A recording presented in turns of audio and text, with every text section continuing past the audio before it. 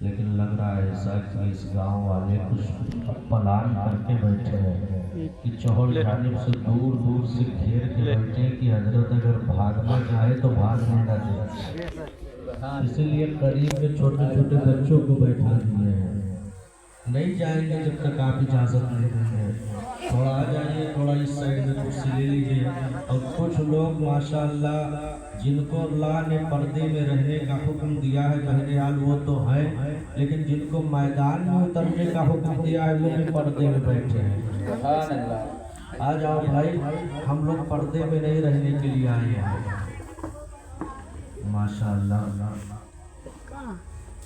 نحمدہ ونصلی ونسلم علی رسولہ الکریم، اما بعد، فاعوذ باللہ من الشیطان الرجیم، بسم اللہ الرحمن الرحیم۔ یا ایہا الذین آمنوا اتقوا اللہ وکونوا مع الصادقین، آمنت باللہ، صدق اللہ العظیم۔ آئیے بارگاہ رسالت میں عقیدت و محبت کے ساتھ جھوم جھوم کر درود پاک پڑھ لیں۔ مولا صلی وسلم دائما ابدا علی حبیبک خیر الخلق کلہم۔ کچھ لوگ ابھی بھی سوچ میں پڑے ہیں کہ کہیں قاری صاحب نے کوئی منتر تو نہیں کہہ دیا ہے پڑھنے کے لیے۔ ابھی تو میں نے درود شریف ہی کہا ہے، آپ حضرات پڑھیے۔ اس نبی پر درود پڑھنے کے لیے کہا جا رہا ہے جس نبی پر رب درود بھیجتا اور فرشتوں کو بھی حکم دیتا ہے کہ تم بھیجو۔ مل کر آپ حضرات درود پاک پڑھیے کہ ہم بھی سنیں۔ مولا صلی وسلم دائما ابدا علی حبیبک خیر الخلق کلہم۔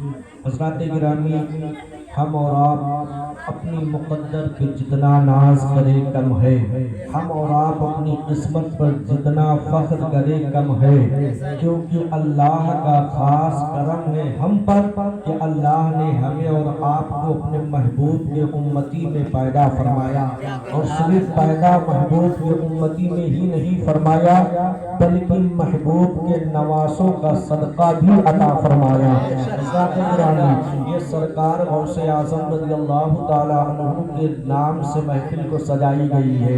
آج ان کی تاریخ ہے، وہ سرکار غوث اعظم رضی اللہ تعالیٰ عنہ نے جنہوں نے اسلام کے لیے، مسلمانوں کے لیے نہ جانے کتنی تکلیفیں برداشت کی، اس کے بعد اسلام کے قانون کو ہم تک صحیح سلامت پہنچایا۔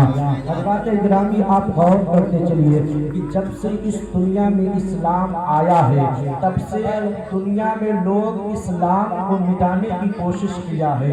حضرات گرامی، ہر دور میں اسلام کو مٹانے کے لیے ایک نئی نئی طاقتیں ابھری ہے، ایک نئے نئے تجربہ کار میدان میں اترے ہیں، لیکن آپ غور کرتے چلیے کہ اس دنیا میں کسی بھی میدان میں علم رکھنے والے نے جب اپنی علمی لیاقت سے مذہب اسلام کو پڑھنے کی کوشش کیا اور اپنی علمی لیاقت سے اسلام کو سمجھنے کی کوشش کیا، تو چاہے وہ انگلش میڈیم کا تعلیم حاصل کرنے والا ہو، چاہے وہ ہندی میڈیم کا تعلیم حاصل کرنے والا ہو، یا کسی بھی زبان کا علم حاصل کرنے والا ہو، جب اس نے پیغمبر اسلام اور اسلام پر ریسرچ کیا تو وہ مجبور ہو کے پوری دنیا کو نبی کی اپنی ہی زبان میں تعریف کر کے بتایا کہ مصطفیٰ جان رحمت کیسے ہے، مصطفیٰ جان رحمت کے نواسے کیسے ہیں۔